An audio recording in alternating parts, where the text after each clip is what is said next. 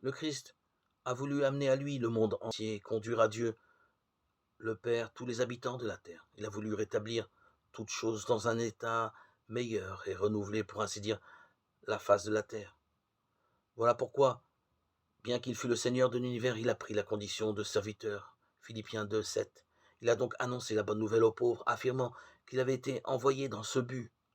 Les pauvres, ou plutôt les gens que nous pouvons considérer comme pauvres, sont ceux qui souffrent d'être privés de tout bien, ceux qui n'ont pas d'espérance et sont sans Dieu dans le monde. Comme dit l'Écriture, Éphésiens 2,12. Ce sont, nous semble-t-il, les gens venus du paganisme et qui, enrichis de la foi dans le Christ, ont bénéficié de ce divin trésor. La proclamation qui apporte le salut. Par elle, ils sont devenus participants du royaume des cieux et compagnons des saints, héritiers des réalités que l'homme ne peut comprendre ni exprimer.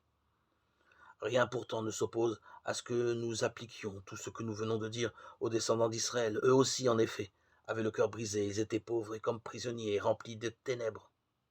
Mais le Christ est venu annoncer les bienfaits de son avènement, précisément aux descendants d'Israël, avant les autres, et annoncer en même temps une année favorable accordée par le Seigneur et le jour de la récompense.